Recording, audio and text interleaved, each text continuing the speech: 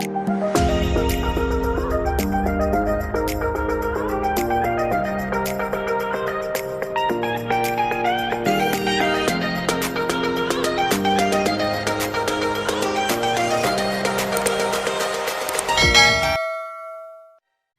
everyone! Welcome back to my channel.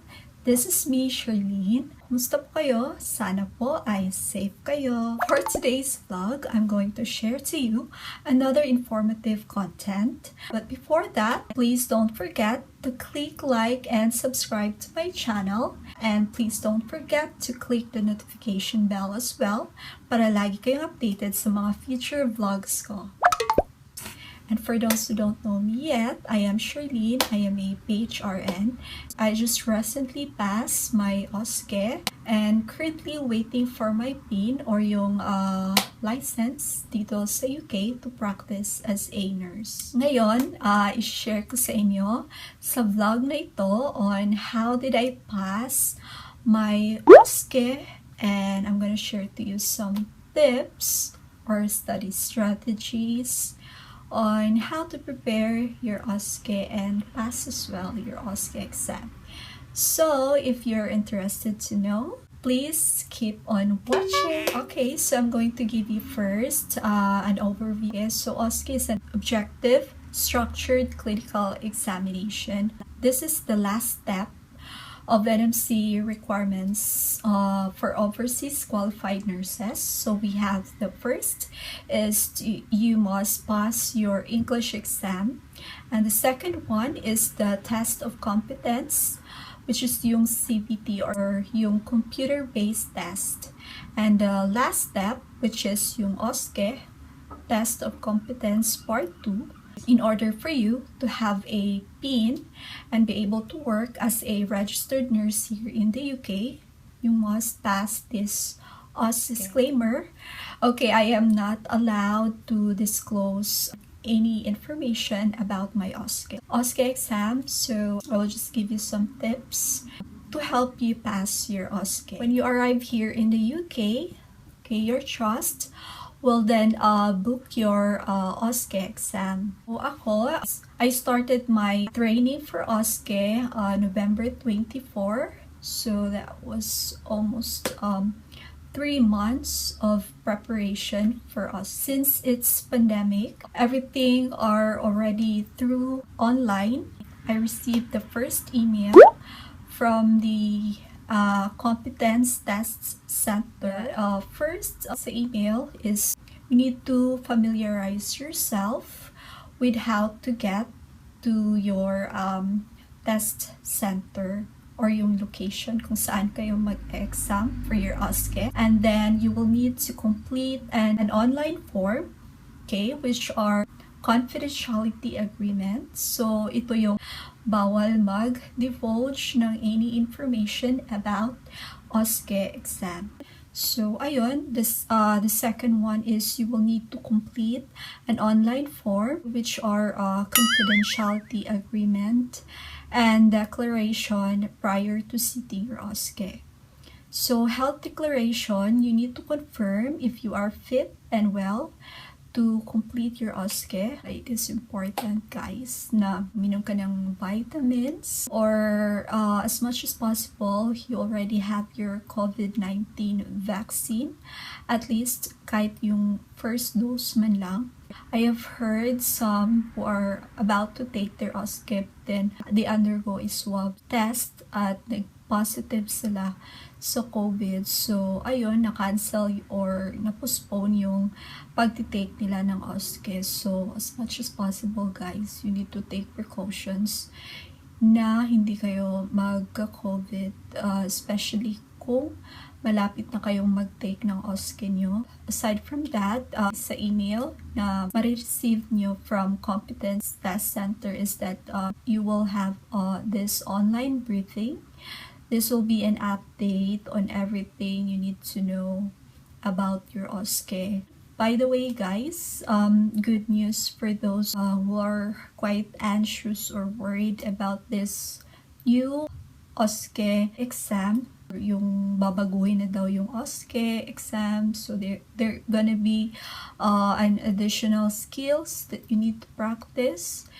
But the good news is that mamumove siya. So instead of April, magiging August this year na yung NMC Osce.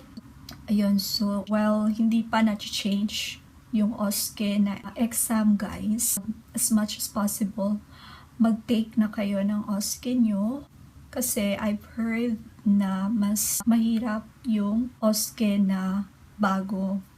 So, if ever naman na hindi talaga maiwasan na mag-take talaga kayo sa August na new Osce exam, I think as much as possible, you need to familiarize yourself sa ngayon na old na Osce. Anyway, I'm sure your trust will help you with that in your preparation.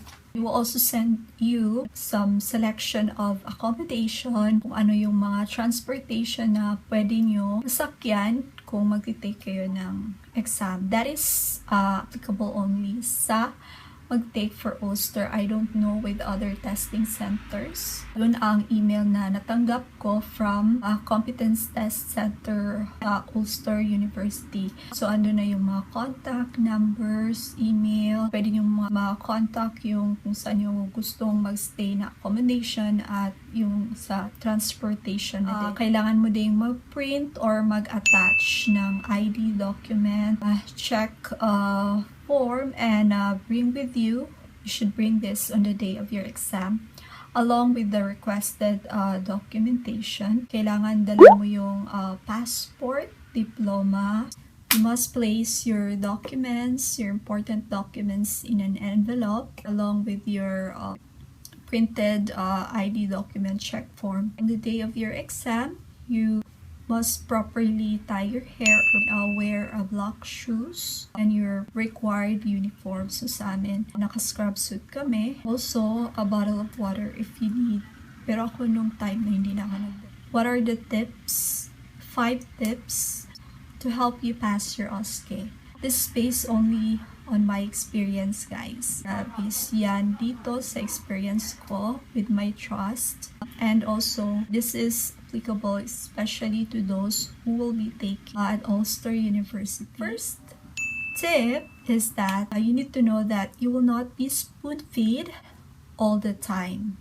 Yes, we do have longer preparation for our Osce compared with other trusts. We have almost 3 months of preparation, but you must know that with that 3 months, more on sariling sikap ka for yourself to study.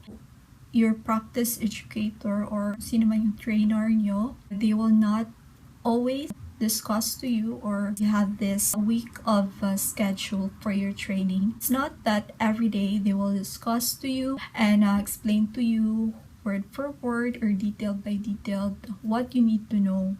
So you must have an initiative to gather the materials or the review materials that you will need to study.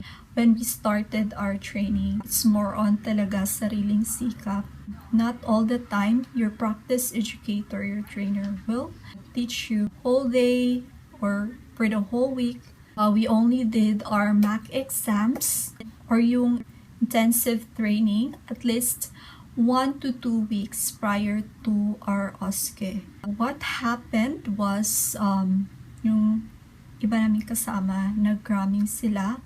So, which is not good, diba? Some of them, yung parang underestimate nila yung Osce. They tend to be relaxed during the first or second months ng training. Nung we had already our MAC exams and intensive trainings, that's the time that they realize ang dami-dami palang kailangan mong pag-aaralan or review, i-memorize and i-practice.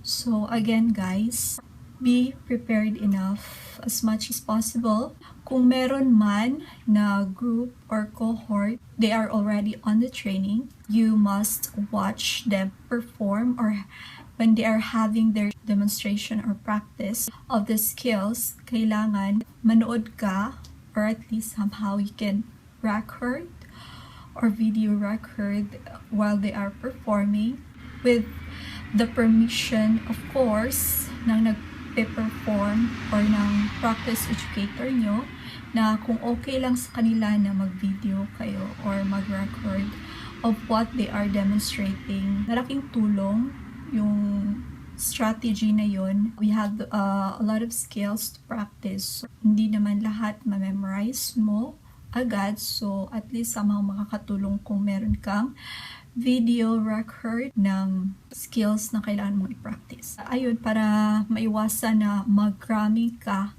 a week prior to your Osce, it's better na prepared ka na as earlier as possible. They did not expected na parang na-overwhelm sila na ganun pala kadami yung pag-aaralan mo, i-review mo or i-practice mo na skills sa Osce as well as yung APAI. It will only add pressure and anxiety prior to your exam. So it is important that once you have already your schedule for your training, you need to be responsible enough to make use of those days na mag-training kayo, like practicing more skills while you are at the training center. Dahil nandoon yung mga pwede mong ma-utilize na materials, props, like mannequins, as much as possible. Practice and practice ka lang talaga while you're at the training center. And then if you're at home naman, take your time to answer or study yung e-learning or TMS. Kasi every time na may makukompleto ka doon, meron na namang idadagdag ang trust na pag-aaralan mo or you need to answer another set of exams and quiz. Second tip is that your flatmates are your best practice buddies or buddy. Why? Mas advantage kasi kung sino yung mga ka-cohort mo or yung kasama mo during your trainings, is sila din yung ka-flatmates mo. Kasi you can have a partner during your practice. Mas makaka-relate sila sa pinag-aaralan mo or nire-review mo. Both of you can practice. At least dalawa kayo na mag-practice for the skills and also with the cases that you need to answer or to demonstrate. Importante na meron kang mga ka-flatmates or meron kang mga ka-cohort na ka-flatmates mo rin or classmates mo sa training para kayo-kayo lang din yung mag-practice pag nasa flat kayo or nasa bahay nyo. Kayo-kayo lang din yung mag-group studies. Especially ngayon, guys, sa UK na minsan bigla na lang nagde-declare ng lockdown. So, depende pa yan kung anong tier. Kasi may tier na bawal kang mag-mix sa other households. So, kung sino lang yung kasama mo sa flat, yun lang talaga yung magiging partner mo for reviewing or studying for your Osce. Naging advantage lang siguro sa akin kasi I am staying here in our flat na ang mga kasama ko is mga UKRNs na most of them are UKRNs already. So they already have the ideas, the review materials, they were able to share to me somehow sa amin na kung saan nagamit talaga namin at naging super useful siya sa amin sa pag-review namin per practice. They allowed us to borrow their notes also. So sobrang thankful ako sa mga ka-flatmates ko, Jessa, Raisa, and Ruby. Thank you sa pag-share nyo ng mga notes nyo, ng mga inputs and ideas. Yun, thankful ako sa mga kasama ko na UKRNs. Malaki ang naitulong nila para mas maintindihan ko lalo yung Osce. Naging advantage na marami akong ka-flatmates na mga UKRNs. The more review materials from them, the merrier. You will need to utilize review materials from your trusts, especially to those who previously passed the Osce. I'm sure some of them will be happy to share their notes or review materials for you to be able to practice as well. Malaki ang nagtulong ng mga notes na pinahiram nila sa amin. Kaya kung you need our review materials, guys, don't hesitate to message me kung baka may ma-share ako kay konti na review materials sa inyo. Third tips is that feed your mind, okay? By taking vitamins. Wala lang, para sa akin lang yun, guys. I am not urging you to buy kasi medyo pricey ito. At saka, hello, hindi to sponsor. Bumili lang ako ng eto, Neurosun. It's ginkgo biloba. Helps the maintenance of memory, especially sa akin, makakalimutin ako. Amnesia girl minsan.